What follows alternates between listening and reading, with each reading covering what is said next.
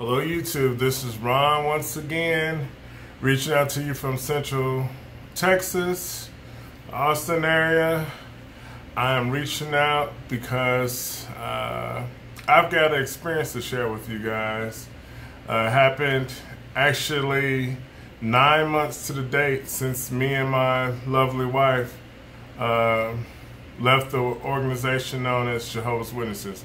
Well, actually, my wife wrote her disassociation letter, and I was disfellowshipped for being divisive. So this past, I say a little over a week ago, my wife gets an email. Now the subject of this quick video will be that witnesses shun. When they speak to people in public and when they're asked in court, do they shun, do they practice shunning, they deny it. But let me share this quick experience with you, and you tell me whether or not you believe they shun. So June 11th, and I'm actually looking down at the email.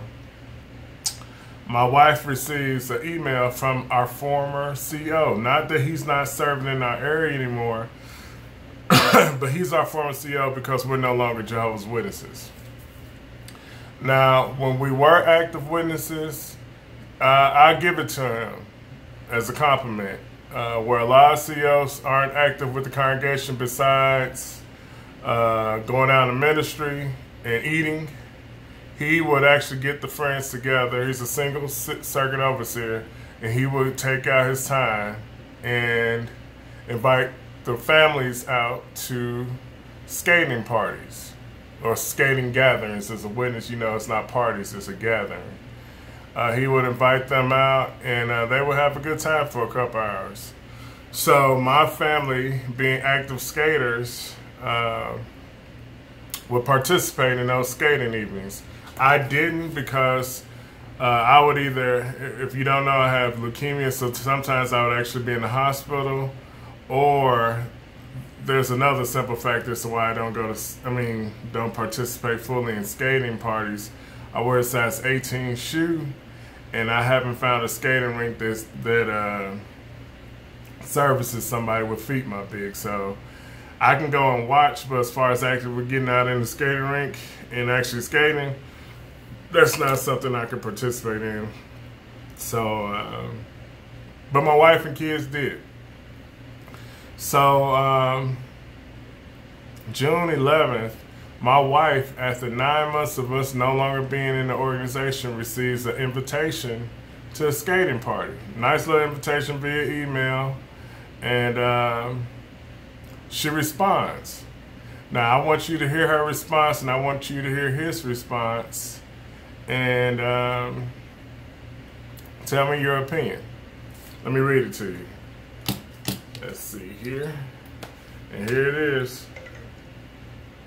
This is the invitation, family skate night, and this is what my wife responded. And hopefully it doesn't disappear quickly, because the battery about to go dead. It says, "Hi, Constance. Perhaps you're on a..." Oh no, my wife responds to him and says, I'm not going to use his first name because a lot of people know him, but my wife says, "Hi blank, it's Constance. Perhaps you're unaware, but I have learned the sad and very wicked truth about the Jehovah's Witnesses. While it was painful and very unreal that people who claim to represent the loving God would shun me simply because of the information I was learning, that is exactly what has happened. I disassociated myself from wearing the name of this group almost a year ago because of the hypocrisy that is resembling the harlot in Revelation. I cannot be a part of a child pedophile cover-up group. I cannot participate in a group that has hidden books for only elders. I'm not comfortable with beliefs that changed based on a few men's views at that moment, and they never even apologized for the lives lost or the grief caused by them. Instead, they blame God and new light. And these men openly admit that they aren't inspired by God. I highly doubt that you meant to send this to me, but if I'm wrong, we'd love to come. We dearly miss the people who are a part of our children's whole lives and we would call our friends. but over this year has seen that they have been held hostage by the politics that are not of Christ. If you would like to talk further, we are definitely available and would love to. Thank you much for your time. Please be well. Constance, that's my wife's name. This is his response. Can you guess what that would be? I'll read it quick because this tablet about to go dead. It reads, I missed a few in going through the list of Evite contacts I had in there previously and already removed you from the invite list. You are definitely not invited. You can see it right there. You are definitely not invited. That happened June 11th of 2018.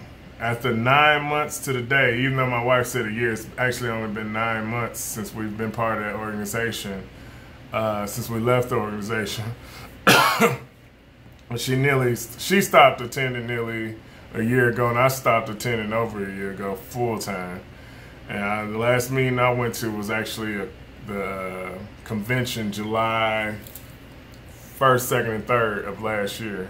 And she went a couple of times after that. So it does feel like it's been a year, but it hasn't been quite a year yet. But it's something I noticed in his response.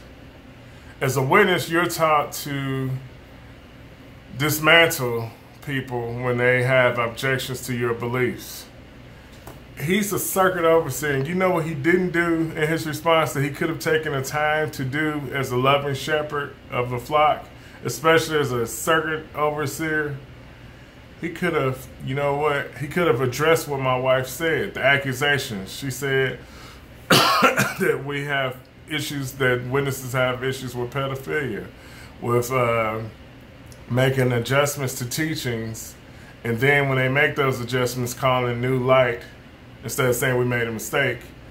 There were several things he could have addressed in her response to him that he did not. Because you know why he didn't address them? For those witnesses who are coming across this video and saying it's a bunch of apostate lies, he didn't take the opportunity to respond to it and say that it was lies because he knows it's not lies. It's that simple. When I was going through my judicial committee meeting, I never got accused of lying, not once. Me and my wife sat there, and we actually had our judicial committee meeting recorded, and not once was I called a liar, not once. Actually, I was asked to recant my, not recant my testimony, but to take off social media some poems I had written previously that they were surveying, because they do watch your Facebook accounts, they watch your Instagram accounts. If you are part of this organization, you have no privacy. If you are on social media, you have no privacy. They know that the internet is kicking their tail as far as exposing the junk they pulling, and it's working, and they can't stand it. So if there's any questions about your allegiance to the organization, not to God, but to that organization, they will start watching you closely, monitoring your Facebook pages, and seeing if you are on board 100% with them or not. So he had the perfect opportunity right there to refute what my wife said in her response to him, to that invitation. And she could have, you know, instead she could have, if she wanted to, she could have accepted the invitation, just went to the skate party. But she didn't do that. She gave him the option. She knew he's a circuit officer. She knows he has access to every judicial committee meeting that happens in the area, probably more than that. And this guy did not take the opportunity or the blessing or the gift to inform a witness back to my wife, who disassociated herself. She ain't disfellowship. She disassociated herself. He could have said, you know what? We don't lie. We don't change our story. Let me go ahead and prove to her. Let me write out circumstances and incidents where we have been portrayed incorrectly by apostates. Maybe your husband's an apostate and you not. Let me go ahead and refute what you're saying. Nah, he didn't do that because he can't do that. You got naysayers who think that apostates quote unquote apostates are lying on this organization, and we're not. That's the sad truth. I wish, honestly, after wasting 40 some years in this organization, I wish I was wrong. I'm not wrong. I'm dead on right. My wife's right. And there's a whole congregation, millions of us, literally, not thousands. There's millions of people who have woken up. The majority are out of the organization, but I honestly believe that a large, very large portion inside the organization knows what's going on. But because of that shunning policy, they can't speak up. They got to sit at that hall because they have family ties, because they have friends that they've grown to love and know their whole entire lives, and they don't want to lose them. Because they'll get a response like this. They won't get a response where it's defending the organization. They'll just get a cold-hearted response that says, you are definitely not invited. You ain't invited to this hall. You ain't invited to know where we are at. Witnesses do shun. If you're an active witness, you know you shun. If you're an inactive witness, you definitely know you shun. I have been fighting leukemia for 6 years, going on 6 years. My mom used to come down here and be by my side, used to stay with me at the hospital just like my family does, and come down here and be with me to support me. She knows her son's on chemo. And I have not heard from my mom besides once, and I don't even want to get her in trouble, but I believe she accidentally called to, you don't accidentally butt down somebody after not talking to them for 6 months. But I did get a phone call, and I think she just wanted to hear her son's voice. And I love my mom to death. I pray for her constantly that she wakes up, because I know that I've been around the organization as from the age of 2 and up. For her to have been what you call pulled out of the world at the age of 20, 21, and this is all she's known over the last 44 years, it's hard once you've been indoctrinated that long to wake up. So I pray that she wakes up and knows that her son, her daughter-in-law, her grandkids, she got 6 grandkids, and she has not been able to talk to any of them because that organization traps your family members. And when you're holding life and death before a witness, because from someone who's not a witness standpoint, you like, just talk to your kids. But to a witness, active witness inside, they're being taught that, one, I'm demon-possessed or I'm mentally ill. And then on top of that, they're holding the fact that if you do talk to these mentally diseased, demon-possessed people, you can lose your eternal life. So that's how I've did it myself. That's how active witness justifies not talking to their family members. And she knows I have not cheated on my wife. I ain't stole nothing. I'm not a murderer, liar, or thief, none of that stuff. I simply started asking questions, the wrong questions or the right questions, and was expecting the right answers and didn't get that. So I'm no longer a witness. So witnesses do shun.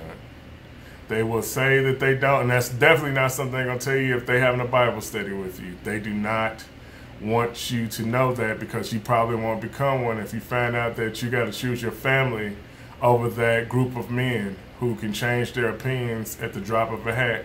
And witnesses have to robotically alter their religions earth-wide the same day they get their information. That's how well trained they are. So hopefully this video was informative to you. Hopefully, I went and rambled. I thought it was only going to be a 5-minute video. It's probably not. It's probably going on 15 minutes, but I made it out of love for y'all. Hopefully this helps someone. Y'all have a good evening. Peace.